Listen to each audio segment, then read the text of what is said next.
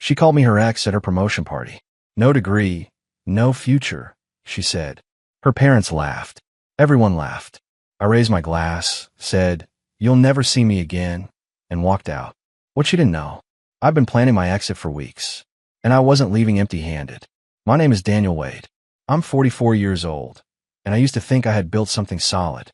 Started as a landscape designer 20 years ago, the kind of guy who got his hands dirty planting trees and designing gardens for suburban homes. Nothing fancy, but I learned the business side, saved smart, and over the years, I built it into something bigger. Commercial nurseries. Contracts with hotel chains across 3 states. The kind of operation that supplied the greenery for convention centers and corporate campuses. Nobody knew because I never bragged. That wasn't my style. Rachel knew, or she should have. We'd been married for 12 years. She was my wife, my partner, or at least I thought so. She worked in advertising, climbed the ladder at one of those boutique agencies downtown. Account executive, then senior account executive, and last month she made partner. Big promotion. Big party planned at the Riverside Hotel ballroom. I was proud of her. I told her that. The night of the party, I wore the navy suit she'd picked out for me 2 years ago. Pressed shirt, polished shoes, even trimmed my beard tighter than usual. I want to look the part, you know? Supportive husband. I arrived with her, smiled at her coworkers, shook hands with people whose names I'd forget by morning. The room was elegant. High ceilings, crystal chandeliers, white tablecloths, the kind of place that charges $40 for a steak. Her parents were there, Richard and Susan. They sat near the front, already 3 drinks deep, laughing too loud at jokes that weren't funny. They never liked me much. I wasn't corporate enough, didn't have a degree, didn't wear a tie to family dinners. But I respected them because Rachel loved them. The speeches started around 8. Her boss went first, praising her vision and dedication. Then Rachel stood up. The room quieted. She held a champagne flute like it was a microphone, and her voice carried across the ballroom with confidence I used to admire. "I want to thank everyone for being here tonight," Rachel began, her smile wide and practiced. "This promotion means everything to me. It's validation that hard work pays off, that ambition matters." People clapped. I clapped too, standing near the bar with my own glass of champagne that tasted too sweet. Then she turned slightly, gestured in my direction without quite looking at me, and said, "And I'd like to introduce you all to my ex-husband." She paused. The room went silent. No college degree, no real future, but hey, he can still arrange a nice flower bed. Laughter rippled through the crowd. Not roaring, just polite chuckles from people who didn't know me and didn't care. Her boss smirked. A few coworkers exchanged glances. And her parents, Richard actually slapped his knee, wheezing with laughter. Susan covered her mouth, but her eyes sparkled with amusement. I stood there, one hand in my pocket, the other holding that glass of champagne. My face didn't move. I didn't flinch. I just watched her bask in the attention, watched the room validate her cruelty with their laughter. She still wasn't looking at me. That was the part that hurt most. I wasn't a person to her in that moment. I was a punchline. I counted to 3 in my head, slowly. Then I raised my glass, not in celebration, but in farewell. I caught her eye, forced her to see me one last time. "Cheers," I said, loud enough for the nearby tables to hear. "You'll never see me again." And I walked.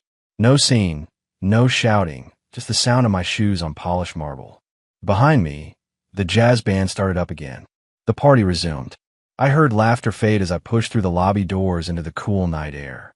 I got in my car, reached into the glove compartment, and pulled out the envelope I'd been carrying for 3 weeks. Inside were documents I'd signed, notarized, finalized. I drove to the 24-hour FedEx, dropped it in the overnight box, and watched it disappear into the system. Rachel thought that night was her beginning. She had no idea it was my ending. Rachel stumbled through the front door around midnight. The Uber driver had tried making conversation about the party, but she'd barely heard him. Her head buzzed with champagne and compliments, her phone filled with congratulatory texts from colleagues. The promotion was official. The speech had landed perfectly. Everything felt right. The house was dark, too dark. "Daniel," she called out, kicking off her heels by the door. They clattered against the hardwood. No answer. She flicked on the kitchen light, expecting to see him at the table with a book or his laptop. Empty. Maybe he'd gone to bed early. He did that sometimes when he was upset, though she couldn't imagine why he'd be upset tonight. It was just a joke. Everyone laughed. He'd get over it like he always did. Rachel walked down the hallway, her stockinged feet silent on the floor. Something felt off. The air seemed different, lighter somehow. When she reached the bedroom, she hit the light switch. His side of the closet stood open. Empty. No jackets, no work boots, no flannel shirts he wore on weekends. Just bare hangers swaying slightly in the air conditioning. Her breath caught. She spun toward the dresser. His drawers, pulled open, completely empty. No socks, no watches, no wedding ring in the small dish he always used. "What the hell?" she whispered. On the nightstand sat a single piece of paper, folded once. Her hands trembled as she picked it up and read the handwritten note. "You called me your ex tonight. Congratulations. You were right. The house is yours. All of it. Every payment, every repair, every problem. I've removed my name from the mortgage and the deed. Check your email for the documentation. Everything joint has been divided. My portion withdrawn. Don't try to find me. You won't. No signature. No anger. Just facts." Rachel sat on the edge of the bed, the note crumpling in her fist. This wasn't how it was supposed to go. He was supposed to sulk for a day, maybe sleep on the couch, then forgive her like he always did. She grabbed her phone and called him. Straight to voicemail. She called again. Same result. "Daniel, this is ridiculous," she said to his voicemail. "It was a joke. Call me back. We need to talk about this." But even as she said it, staring at the empty closet and the cold space where his things used to be, she felt something she hadn't felt in years. Fear. Rachel spent the next 3 days in a fog of denial and anger. She called Daniel's number 47 times. Every single call went straight to voicemail. She texted. She emailed. She even tried messaging him on LinkedIn. Nothing. Radio silence. On Thursday morning, she drove to his office. The commercial nursery sat on 10 acres outside the city, greenhouses gleaming in the morning sun. She'd only been there twice in 12 years. It wasn't her world. The receptionist, a young woman named Kelly, looked up from her computer with a polite smile that died when she recognized Rachel. "Is Daniel available?" Rachel asked, trying to sound casual. Kelly's expression shifted. Professional but cold. "Mr. Wade is no longer with the company." Rachel blinked. "What do you mean, no longer with the company?" "He owns it. He sold his controlling interest 3 weeks ago," Kelly said carefully. "The new ownership took over on Monday. Mr. Wade is pursuing other opportunities." 3 weeks. He'd been planning this for 3 weeks. Where did he go? Rachel demanded. "I'm not at liberty to say." Kelly's tone made it clear the conversation was over. Rachel left without another word. In her car, she pulled up their banking app again, hands shaking. The joint accounts were split cleanly. But when she checked her email, she found a message from their accountant dated 2 days before the party. Per Daniel's request, attached are the finalized documents for account separation and asset division. All investments held in his name have been transferred to his new accounts. The house remains in your sole name as of April 18th. Let me know if you need anything else. April 18th, 5 days before her promotion party. She opened the attachments. Investment accounts she didn't even know existed. Stock portfolios. Real estate holdings. A commercial property lease in Austin, Texas. The numbers made her dizzy. He'd been worth far more than she'd ever realized. And now it was gone. All of it. Clean, legal, irreversible. Her phone rang. Her mother. "Sweetheart, have you heard from Daniel? Your father tried calling him about golf this weekend." Rachel's throat tightened. "He left, Mom." Silence on the other end. Then, carefully left? "What do you mean left?" "He moved out.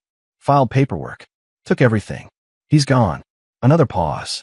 "Well, honey, you did call him your ex at the party. In front of everyone. Maybe you just need some time to cool down." Rachel's grip on the phone tightened. "You laugh, Mom. You and Dad both laughed." Her mother's voice turned defensive. "It was a joke, Rachel. We thought you two were playing around. You know how your father is. He laughs at everything. It wasn't funny to him. Then maybe you shouldn't have said it." Her mother's tone had shifted now, carrying an edge Rachel hadn't expected. "That man worked hard for you. Supported you through 3 job changes. And you humiliated him." The line went dead.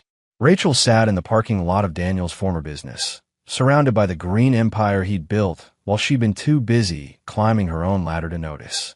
For the first time, she wondered if she'd made a terrible mistake.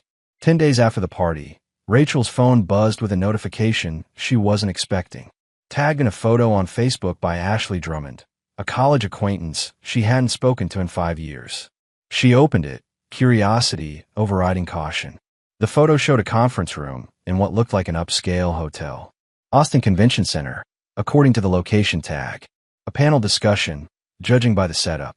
5 people sat at a long table with microphones, name placards in front of each. And there he was, Daniel, center position. He wore a charcoal suit she'd never seen before, tailored perfectly.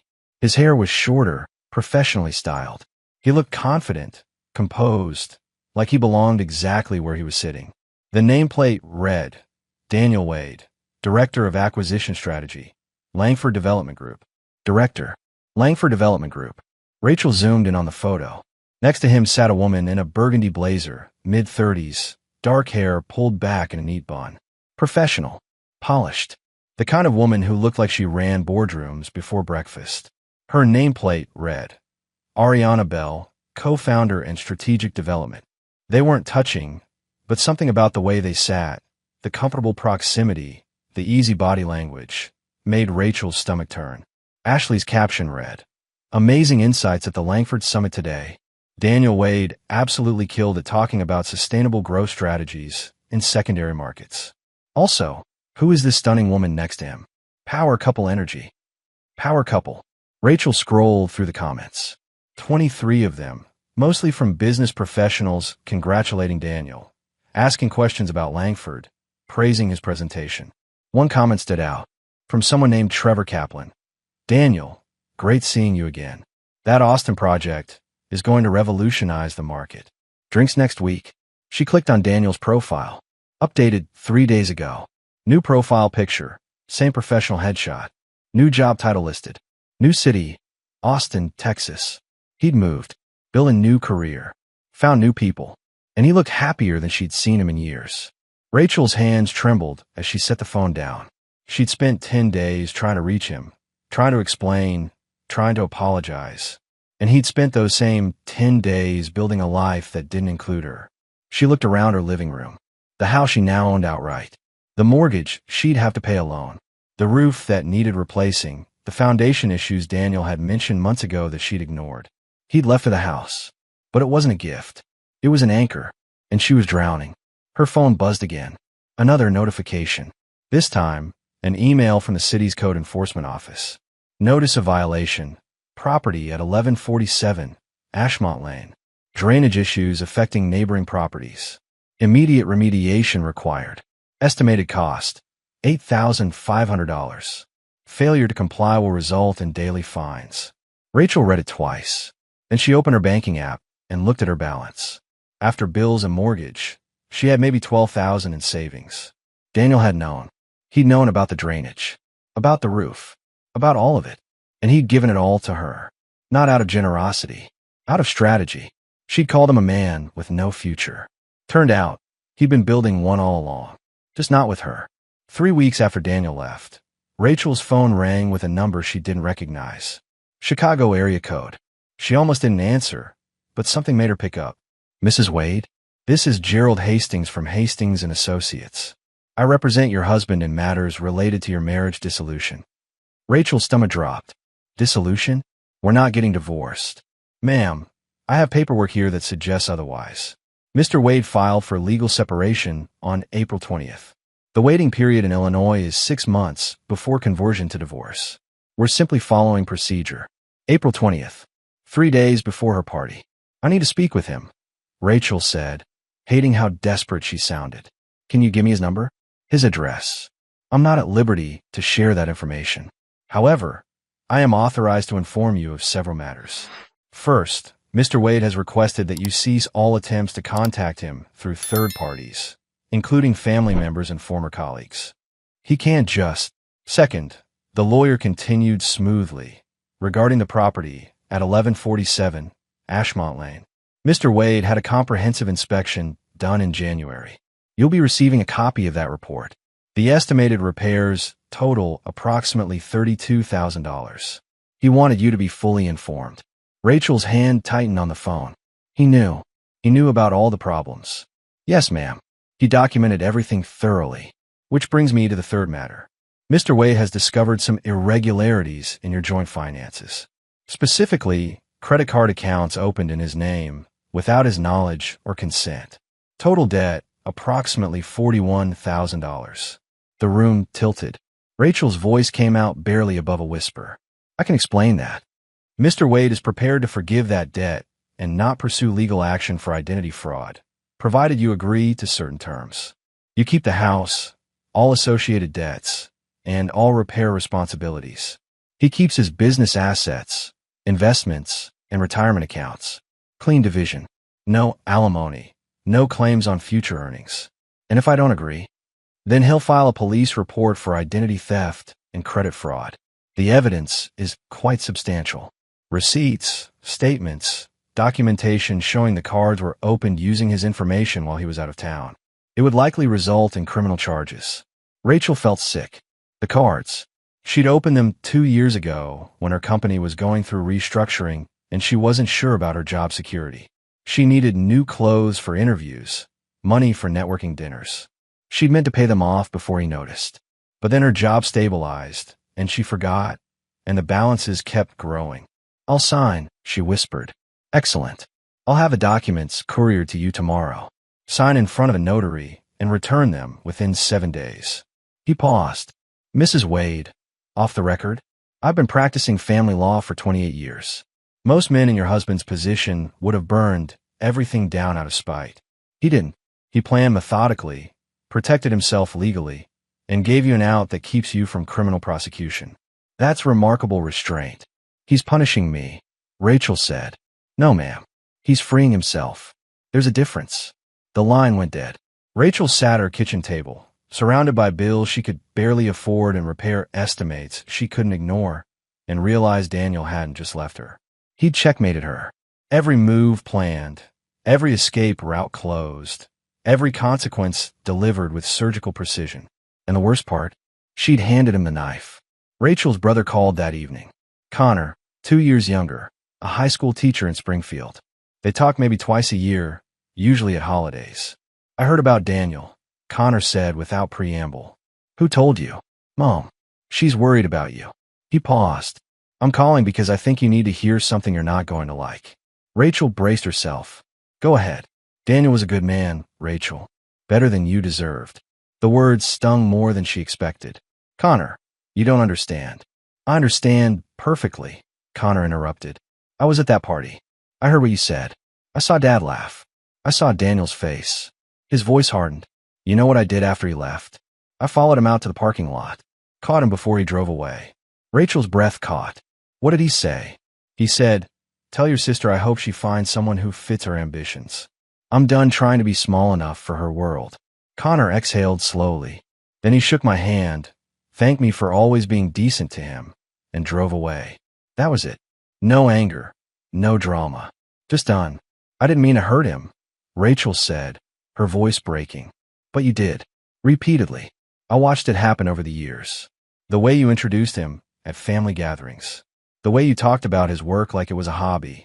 The way you corrected him in front of people. Connor's disappointment was palpable. He built you a garden at Mom and Dad's house for their anniversary. Designed it, planted it, maintained it for 3 years. You told people Mom hired a landscaper. Rachel closed her eyes. She remembered. Daniel had spent weeks on that project, coming home with dirt under his fingernails, excited about the native plants he'd sourced. She'd barely looked at it. I'm calling to tell you something else, Connor continued. Daniel reached out to me last week. Asked if I wanted to grab dinner next time he's in Chicago. I said yes. Because unlike you, I actually valued having him in the family. Connor, please. I'm not choosing sides, Rachel.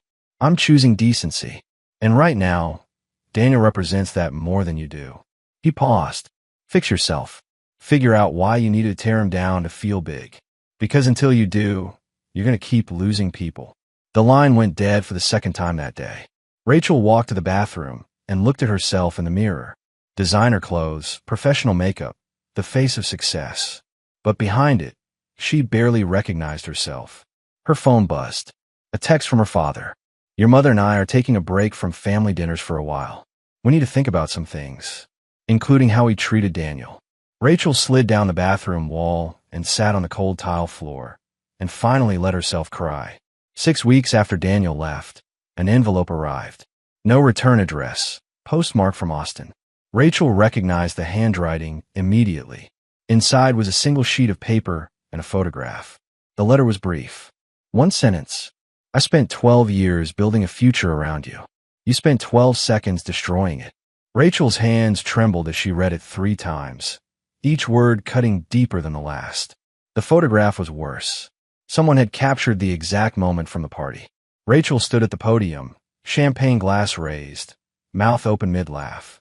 Her parents were visible in the background, both grinning. And Daniel, standing near the bar, holding his glass, not smiling, not even looking at her, looking through her, past her, like he'd already left in every way that mattered.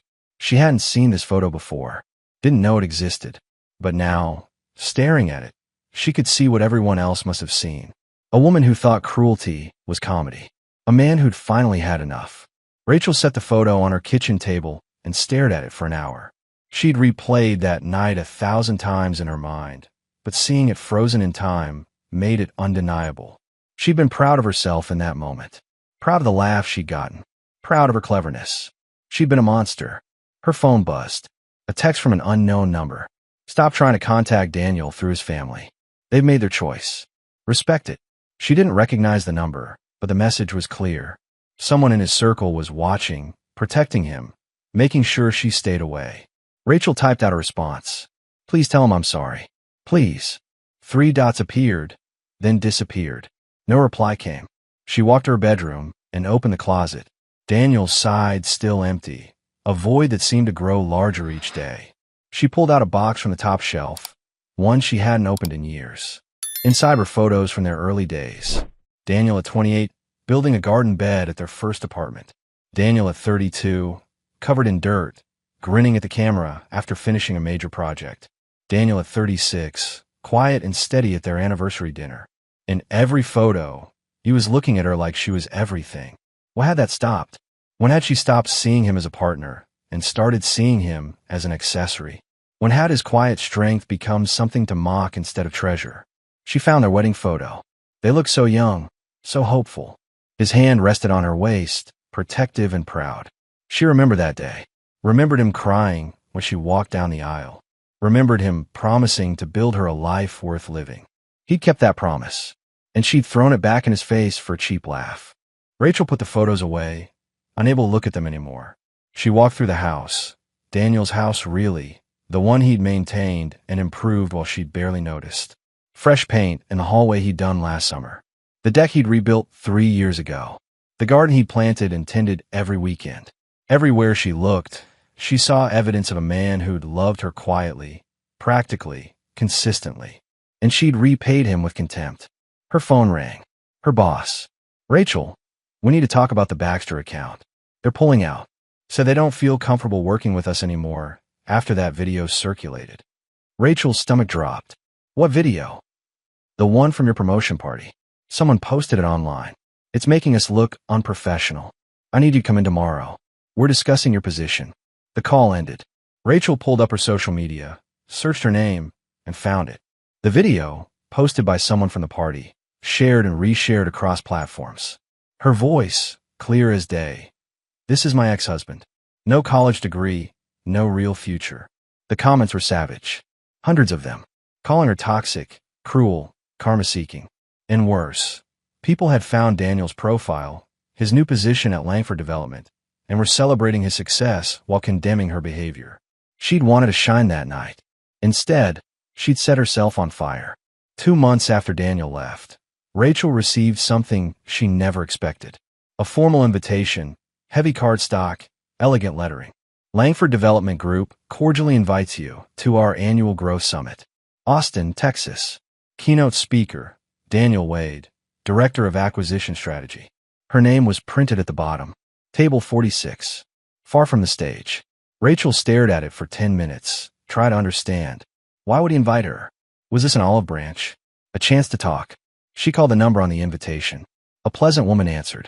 Yes, Mrs. Wade is on our benefactor guest list. We send invitations to all significant parties associated with our speakers. Did Daniel specifically request I be invited? A pause. I don't have that information, ma'am, but you're welcome to attend if you choose. Rachel hung up, mind racing. This could be her chance. A chance to apologize face to face, to explain, to somehow make him understand that she'd made a terrible mistake. She booked a flight to Austin. The event was held at a luxury hotel downtown, the kind with valet parking and doormen in uniforms. Rachel wore a navy dress, simple and understated. She arrived early, checked in, and found her table. Table 46 was in the back, near the bar, close to the kitchen entrance, far from the stage where Daniel would speak. She wasn't a guest of honor. She was barely a guest at all. The ballroom filled quickly. Business executives, investors, development partners. Everyone looked successful, confident, like they belonged. Rachel felt like an intruder. Then the lights dimmed. A spotlight illuminated the stage, and Daniel walked out. He wore a perfectly tailored charcoal suit, hairstyled professionally, presence commanding. The room quieted instantly. He looked different, stronger, more certain, like he'd shed a weight he'd been carrying for years. Thank you for being here tonight, Daniel began, his voice clear and steady. This year has been transformative for Langford Development. But more than that, it's been transformative for me personally. Rachel's heart pounded. I spent a long time letting other people define my worth, Daniel continued. I made myself small to fit someone else's vision of success. I thought loyalty meant silence. I thought love meant enduring disrespect. He paused, scanning the room. I was wrong. People nodded. Some applauded quietly. Sometimes you have to lose everything to see what was never truly yours. And sometimes the best thing you can do is walk away from people who can't see your value. His words struck Rachel like physical blows. He wasn't looking at her, wasn't acknowledging her presence, but every word felt aimed directly at her heart. This isn't a story about revenge, Daniel said. It's about reclamation, about deciding you deserve better and having the courage to pursue it. The room erupted in applause. Daniel smiled, genuine and relaxed, and stepped back. A woman joined him on stage. Ariana Bell, the co-founder Rachel had seen in photos. She wore an elegant black dress, her presence equally commanding. They stood together, comfortable, equal, and began a presentation about sustainable development strategies. Their chemistry was obvious. Not romantic necessarily, but respectful, collaborative, genuine. Rachel watched from table 46, invisible in the back of the room, as Daniel received a standing ovation. Watched him shake hands and exchange hugs with people who valued him. Watch him laugh freely, unburdened. And she realized he hadn't invited her here as an olive branch. He'd invited her to witness what happened when you threw away something precious. He'd invited her to see exactly what she'd lost. After the summit, Rachel couldn't let it go. She'd watched Daniel thrive, watched him stand on that stage like he owned the world, and something desperate took hold.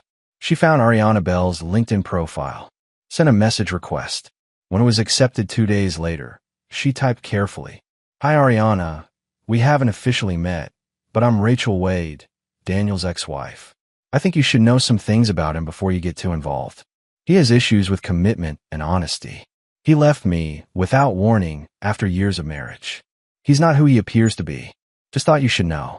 She hit send before she could reconsider. 3 hours later, her phone rang. Daniel's number. Her heart leaped. She answered immediately. "Hello." "Rachel." His voice was cold. "What did you just send to Ariana?" "I was trying to warn her. She deserves to know." She forwarded it to me immediately.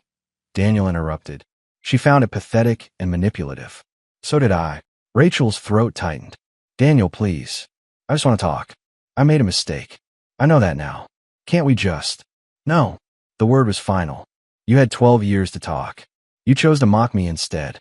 You don't get to rewrite history now that I'm successful. I'm sorry. I'm so sorry. You're sorry you got caught. Sorry you lost. You're not sorry for what you did." He paused. "I'm filing a restraining order. Stay away from me. Stay away from Ariana. Stay away from anyone in my life. This ends now. Daniel, wait. Goodbye, Rachel." The line went dead. 2 days later, a process server handed her papers at her front door. Restraining order. Approved by a judge.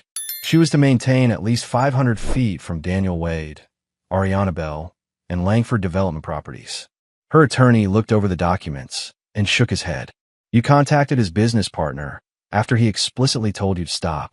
That's harassment. If you violate this order, you'll face criminal charges. He closed the folder. My advice? Move on. You've lost this battle. Rachel sat in her house, the one that was slowly bankrupting her, surrounded by repair bills she couldn't afford and a reputation she couldn't rebuild, and finally accepted the truth. Daniel wasn't coming back. He wasn't going to forgive her. He'd moved on to a life where she didn't exist, and every attempt to claw her way back and only made her look more desperate. She wanted to be the star of her own story. Instead, she'd become the villain in his. At work, her position remained precarious. 3 clients had left after the video went viral. Her boss had quietly suggested she might want to look for opportunities elsewhere. Rachel pulled up job listings, but her heart wasn't in it. Everything fell hollow now. The ambition that had driven her for years had burned out, leaving only ash. She looked at the photo Daniel had sent her. The moment she destroyed everything for a laugh that lasted 12 seconds. Some mistakes you can fix. Some mistakes you can apologize for. And some mistakes you have to live with, knowing you'll never get the chance to make them right. Rachel folded the photo and put it in a drawer. Not to forget, but to remember. Remember what it cost to mistake cruelty for cleverness. Remember what it cost to tear someone down to feel tall. Remember that some people, once they walk away, never look back. 14 months after Daniel walked out of that party, Rachel sat in a small apartment across town. She'd sold the house finally, taking a loss but escaping the crushing weight of repairs and mortgage payments. The apartment was modest. 1 bedroom, basic kitchen, nothing like the suburban showcase she'd once been so proud of. But it was hers, and she could afford it. She'd taken a new job at a smaller agency. Less prestigious, lower pay, but they didn't know about the video. Didn't know about her past. It was a fresh start, or as close to one as she could manage. Her phone buzzed. A text from Connor. Dinner next week? Mom and Dad want to see you. They'd reconciled slowly over the past year. It hadn't been easy.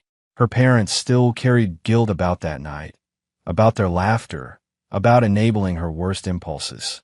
But they were trying, and so was she. Rachel had started therapy. Spent months unpacking why she needed to diminish Daniel to feel successful. The answer wasn't simple, but it was honest. She'd been insecure, compensating, afraid that his quiet competence made her loud ambition look shallow. She'd been right to be afraid. It had been shallow. On her laptop, she pulled up Daniel's company website. Langford Development had expanded into 3 new markets. Daniel was now VP of Strategic Growth. The photo on his bio page showed him confident, accomplished, genuinely happy.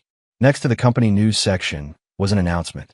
Langford Development co-founder Ariana Bell and VP Daniel Wade announced their engagement. Wedding planned for next spring. Rachel stared at the announcement for a long moment. No jealousy this time, just acceptance. He'd found someone who saw his value. Someone who built alongside him instead of tearing him down. She closed the laptop and looked around her small apartment. It wasn't much, but it was honest. No pretense, no performance. Just a woman learning to be better than she'd been. Her phone rang. Her boss. Rachel, that pitch you did yesterday for the Henderson account, they loved it. Signed a 2-year contract. Well done. Thank you, she said quietly. Small victories. That's what her therapist called them. Not the grand gestures or the big promotions, but the daily work of being decent, being honest, being someone she could look at in the mirror without flinching. Rachel walked to her small balcony and looked out over the city. Somewhere out there, Daniel was building a life with someone who deserved him. And somewhere in here, she was building a life where she didn't need to destroy others to feel whole. It wasn't the future she'd imagined that night at the party, standing under chandeliers, basking in applause. It was smaller, quieter, humbler, but it was real. And maybe, finally, that was enough. She'd spent 12 years with a man who'd loved her quietly and completely. She'd thrown it away for 12 seconds of laughter that still echoed in her nightmares. Some lessons come with a price. Hers had cost her everything. But she learned it. Finally. Painfully. Completely. And in the end, that was all she could do. Learn. Grow. And hope that somewhere down the line, She'd become the person Daniel had once believed she could be. Even if he'd never know it. Even if it was too late. Some bridges, once burned, stay burned forever.